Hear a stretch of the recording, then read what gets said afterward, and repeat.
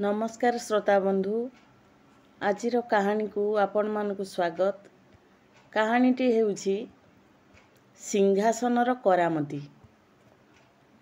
ताहले आरंभ करिबा। सुप्राचीन नगरी उज्जयिनी को लागी गोटे विस्तृत पहाड़िया अंचल थिला। दिने सेठारे दले पिला खेलुथिले। सेमानक भितरु गोटे पिला हठात गोटे छोट पहाड़ उपरकू उठीगला।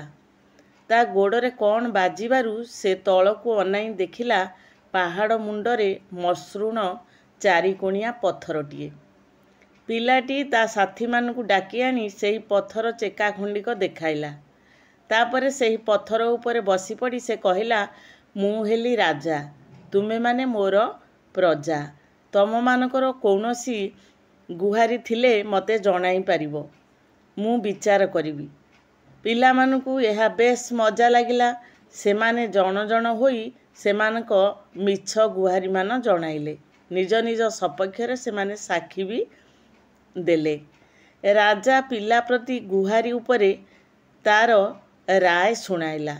पिला माने जेते प्रकार गुहारी जणाइले राजा से गुडी को सुनी उपयुक्त भावरे विचार करी तांकू जज राय देला भलिया राय सुनाइले। सेदिन समस्ते एई नुआ खेल को भारी पसंद कले। तेणिकी सबुदिन सेमाने सेई खेल खेलिले। मिछ गुहारी मान जनक पर जणे आसी मिछ दोषी मानक हाजर करा हुए, जेरा चले आ शेषरे पत्थर खंडिक उपरे बसी से पिलाटी सबुदिन राय दिए। क्रमे से पिलाटीर विचक्षण विचार कथा चारिआडे व्यापीगला। पिलाटीर किछि अद्भुत क्षमता अछि बोली लोके कुहाकुई हेले। दिने दुई जन कृषकक मध्यरे खंडिए जमीर मालिकाना नेई खूब झगड़ा हैला। राजांग पाखकू न जाई कृषक दुई जन से पहाड़ उपरकू जाई से पिला आगरे निज निजर गुहारी कहिले। पिलाटी सबु शुणी एई भली निरपेक्ष राय सुनाइला जे सेथिरे कृषक दुई जन ओ साथिरे थिबा लोक आश्चर्य होइगले। सेही दिनठू सहरर लोके सेमानक वाद विवाद सेई पिला आगरे आसी कहिबाकू लागिले। राजांक दरबारकू केही गले नाही। पिलाटीर राय रे केही केबे असंतुष्ट हेबार भी देखागला नाही। समस्ते जिए जो गुहारी करबाकू आसुथिला समस्ते एही विचार रे संतुष्ट होई घरकू फेरुथिले। एई कथा जाई राजांक कानरे पड़िला एवं सबू राज्य सारा प्रचार होगला। राजा जेतिकी आश्चर्य हेले सेतिकी रागी गले मध्य क्रोध प्रकाश कले। से कहिले, किए से टोका जिए कि मोठू भल विचार करुछि बोली लोके कहउचंदी। मोर विश्वास हो नाही, मु निजे जाई देखिबी। राजा तांको देह रखी ओ पात्र मंत्रींक सहित से पहाड़ पाखकू जाई किछि समय पर्यंत सबु कथा लक्ष्य कले। से जहा देखिले ओ सुनिले सेथिरे से निजे मुग्ध होइगले एवं विस्मित मध्य हेले। से तांको मंत्री मानक आड़कू अनाई कहिले, पिलाटी वास्तविक बड़ ज्ञानी, एथिरे संदेह नाही। एडे छोट पिलाटी एठारू एई भली विचार बुद्धि मु केबे आशा करि नथिली। केते पंडित ता पाखरे मध्य हार मानी जाउछंती।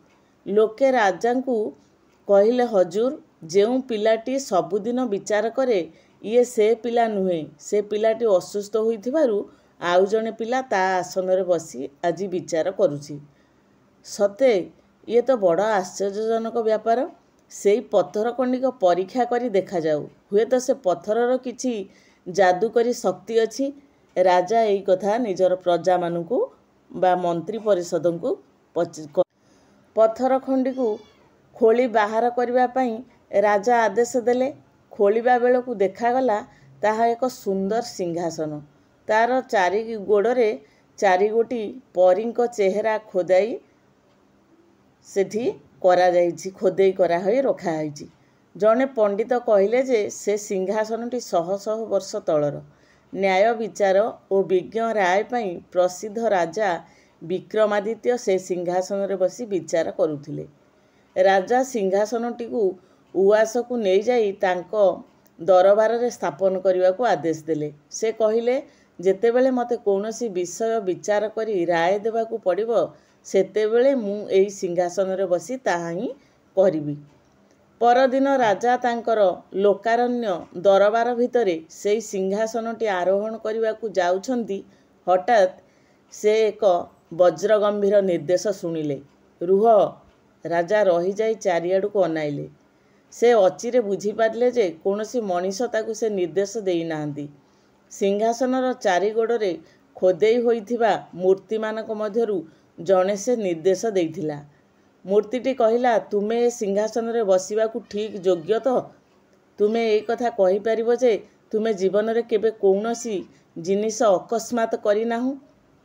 ଲଜ୍ଜାରେ ରାଜାଙ୍କ ମୁଣ୍ଡ ତଳକୁ ହୋଇଗଲା। ସେ କହିଲେ, ନିକଟରେ ମୁଁ ମୋର ଜଣେ ଅମାତ୍ୟଙ୍କର ଜମିବାଡ଼ି ଆତ୍ମସାତ କରିଛି। ଅମାତ୍ୟଟି ଉପରେ ମୁଁ ବି ବିରକ୍ତ ହୋଇଥିଲି। ସୁତରାଂ ତୁମେ ଅଯୋଗ୍ୟ। ତୁମେ 3 ଦିନ ଧରି ପ୍ରାୟଶ୍ଚିତ କରିବା ଉଚିତ। ଏତିକି କହି ପରୀଟି ଉଡ଼ି ଚାଲିଗଲା। ରାଜା 3 ଦିନ କାଳ ଉପବାସ ଆଉ ପ୍ରାର୍ଥନାରେ କଟାଇଲେ।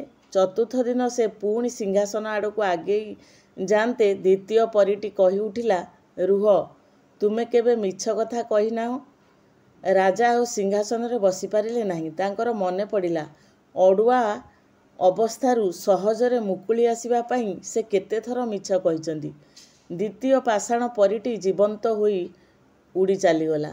ରାଜା ପୁଣି 3 ଦିନ ଧରି ଉପବାସ ରହିଲେ ଏବଂ ପ୍ରାର୍ଥନା ବି କଲେ।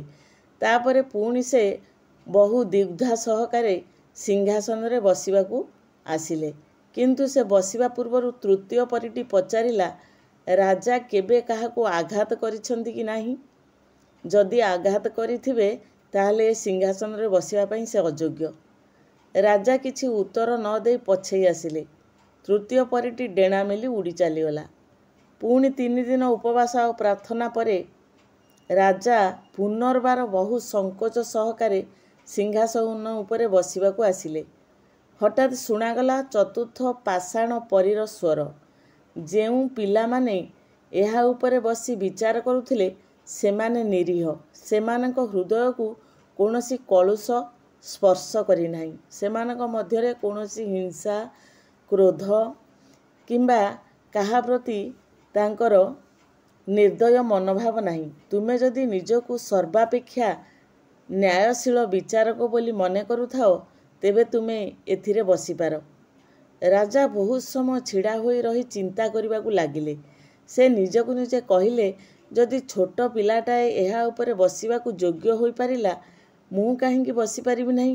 ମୁଁ ରାଜା, ମୋଠୁ ଧନୀ, ଜ୍ଞାନୀ, ମହତ୍ ଆଉ ନିରପେକ୍ଷ କିଏ ସେ ଅଛି? ମୁଁ ନିଶ୍ଚୟ ଏହା ଉପରେ ବସିବା ପାଇଁ ଯୋଗ୍ୟ। ରାଜା ଖୁବ୍ ଦୃଢ଼ତା ସହକାରେ ସିଂହାସନରେ ବସିବାକୁ ଉଦ୍ୟତ ହେଲେ। ଠିକ୍ ସେତିକିବେଳେ ଚତୁର୍ଥ ପରୀଟି ଡେଣା ମେଲି ସିଂହାସନ ସହିତ ଉଡ଼ି ଚାଲିଗଲା। ରାଜା ଆଶ୍ଚର୍ଯ୍ୟ ହୋଇ କିଛି ସମୟ ଆକାଶ ମାର୍ଗକୁ ଚାହିଁ ରହିଲେ। କାରଣ ପ୍ରକୃତରେ ସେ ସିଂହାସନ ପାଇଁ ବୋଧେ ଯୋଗ୍ୟ ପ୍ରାର୍ଥୀ ନଥିଲେ। ସିଂହାସନଟି ପ୍ରକୃତରେ ବିକ୍ରମାଦିତ୍ୟଙ୍କ ସମୟର ସିଂହାସନ।